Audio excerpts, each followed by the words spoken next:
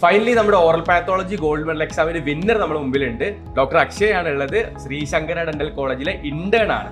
Doctor Akshaya, എന്താണ് ഒരു exam എഴുതിയതിന് ശേഷമുള്ള ഒരു ഫീലിംഗ്? ആക്ച്വലി നിങ്ങൾക്ക് അറിയാം, ഓറൽ പാത്തോളജി എന്നുള്ള എക്സാം അല്ലെങ്കിൽ ഓറൽ പാത്തോളജി എന്നുള്ള ഒരു സബ്ജക്റ്റിന്റെ ഇമ്പോർട്ടൻസ് അറിയാം. നമ്മൾ അത് ബേസ് ചെയ്തുകൊണ്ട് തന്നെയാണ് സ്റ്റുഡൻസിന് ഓറൽ പാത്തോളജി എന്നുള്ള ഒരു എക്സാം കണ്ടക്ട് ചെയ്തത്.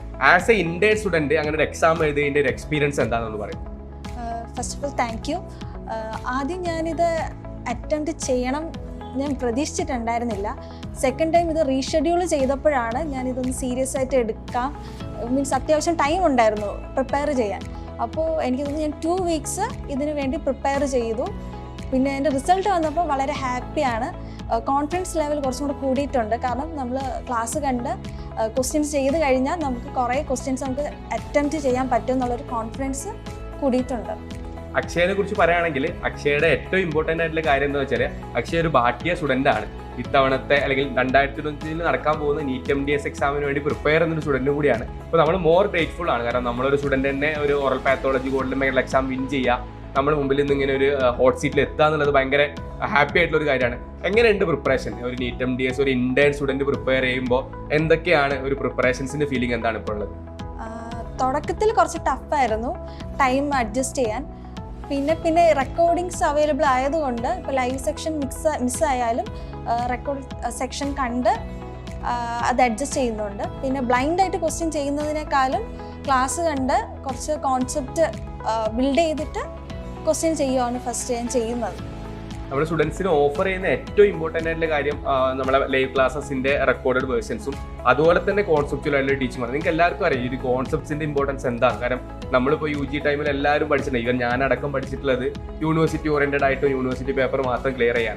അങ്ങനെ ഒരു സാഹചര്യത്തിൽ നീറ്റ് MDS പോലത്തെ ഇത്രയും വലിയൊരു കോമ്പറ്റേറ്റീവ് എക്സാമിന് നമ്മൾ വരുമ്പോൾ കുറച്ചും കൂടി കോൺസെപ്റ്റ്സ് നമ്മുടെ കയ്യിൽ ഉണ്ടാവുക എന്നുള്ളതിന്റെ ഒരു ഇമ്പോർട്ടൻസ് അക്ഷയ്ക്ക് ഇപ്പോൾ കറക്റ്റ് മനസ്സിലായിട്ടുണ്ട്. കാരണം നമ്മളിങ്ങനെ ഒരു എക്സാം വെക്കുന്നതും തീർച്ചയായിട്ടും നിങ്ങളെ കോൺസെപ്റ്റ്സ് ബിൽഡ് ചെയ്യാനും അല്ലെങ്കിൽ നിങ്ങളൊരു കോമ്പറ്റീഷൻ സ്പിരിറ്റ് ഇമ്പ്രൂവ് ചെയ്യാനാണെന്നുള്ളതാണ് നമ്മളെ സൈഡിൽ നിന്നുള്ള ഒരു കാര്യമുള്ളത്.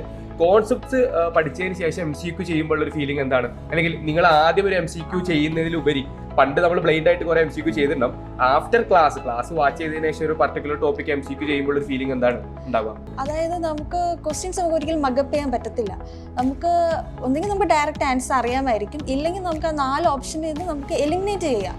ഇപ്പോൾ കഴിഞ്ഞ എക്സാമിൽ എനിക്ക് കുറേ ക്വസ്റ്റ്യൻസ് എനിക്ക് തന്നെ എലിമിനേറ്റ് ചെയ്യാൻ പറ്റുന്നുണ്ടായിരുന്നു. കാരണം നമുക്ക് ഒരു കോൺസെപ്റ്റ് അറിയുകയാണെങ്കിൽ ആ ക്വസ്റ്റ്യനിൽ ആ ആൻസർ എന്തായാലും ആപ്റ്റ് അല്ല എന്ന് നമുക്കറിയാം.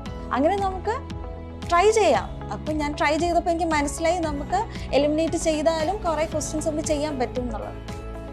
അക്ഷയ്ക്ക് ഭാട്ടിയുടെ ഏറ്റവും പെക്യുലർ ആയിട്ടുള്ള അല്ലെങ്കിൽ ഇമ്പോർട്ടൻ്റ് ആയിട്ടുള്ള അല്ലെങ്കിൽ എന്താ പറയുക, ഇതൊരു എൻ്റെ ഏറ്റവും ഫേവറേറ്റ് ആയിട്ടുള്ള ഒരു തിങ് ആണെന്ന് ഉള്ള എങ്ങനെ എന്തെങ്കിലും ഒരു പോർഷൻ ഉണ്ടോ ഭാട്ടിയിൽ? ഇപ്പോൾ ഫാക്കൾട്ടീസ് ഉണ്ട്, മെന്റർഷിപ്പ് ഉണ്ട്, നമ്മുടെ ക്ലാസ്സസ് ഉണ്ട്, ഹാർഡ് കോപ്പീസ് ഓഫ് നോട്ട്സ് ഉണ്ട്. ഇതിൽ ഏറ്റവും ഫേവറേറ്റ് ആയിട്ടുള്ള തിങ് എന്താ? എനിക്ക് ആക്ച്വലി എല്ലാം കൂടി ചേർന്നിട്ടാണ് എനിക്ക് ഫേവറേറ്റ്. കാരണം എല്ലാം ഒന്നിനൊന്ന് മെച്ചമാണ്. കാരണം എല്ലാം കൂടി ചേരുമ്പോഴാണ് നമുക്ക് ആക്ച്വലി അത് നമുക്ക് റീപ്രൊഡ്യൂസ് ചെയ്യാൻ പറ്റുന്നത്.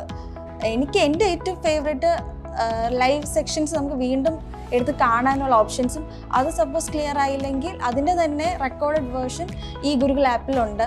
പിന്നെ അവിടെ കുറച്ച് ക്വസ്റ്റ്യൻസ് നമുക്ക് അവൈലബിൾ ആണ്. അപ്പോൾ ക്വസ്റ്റ്യൻസ് മാക്സിമം ചെയ്യുക, അതിൻ്റെ ആൻസേഴ്സ് ജസ്റ്റ് നോക്കാതെ അതിൻ്റെ ആൻസർ കീ വായിക്കുക. അതിലൂടെ നമുക്ക് വേറെയും പല ക്വസ്റ്റ്യൻസിന് നമുക്ക് ആൻസർ ചെയ്യാൻ പറ്റും. ഇപ്പോൾ ഇന്റേൺഷിപ്പ് പഠിച്ചുകൊണ്ടിരിക്കുന്ന സ്റ്റുഡൻസിനൊക്കെ ഉണ്ടാകുന്ന ഒരു കൺഫ്യൂഷനാണ്, ഇന്റേൺഷിപ്പിൽ നീറ്റ് MDS പ്രിപ്പറേഷൻ പോസിബിൾ ആണോ എന്നുള്ളത്.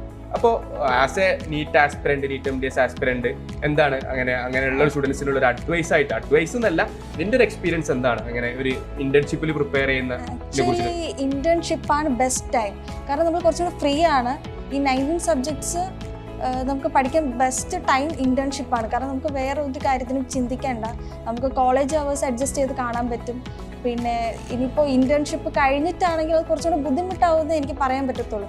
ഈ ടൈം നമുക്ക് കുറച്ചുകൂടെ ഫ്രീ ആണ്. ഈ ടൈമാണ് ഏറ്റവും ബെസ്റ്റ് ഓപ്ഷൻ. ഓക്കെ അക്ഷയ, അപ്പോൾ thank you so much for coming and നമ്മുടെ കൂടെ ഒരു ചെറിയ സമയം സ്പെൻഡ് ചെയ്തതിൽ. പിന്നെ all the best. NEET MDS എന്നുള്ളൊരു വലിയ കടമ നമുക്ക് കടക്കാനുണ്ട്. അപ്പോൾ നമ്മുടെ എല്ലാ സപ്പോർട്ടും ഉണ്ടാവും. വളരെ അടിപൊളിയായിട്ട് എന്ത് ചെയ്യുക, പ്രിപ്പറേഷൻസ് കൊണ്ടുപോവുക. അപ്പോൾ all the best. Thank you.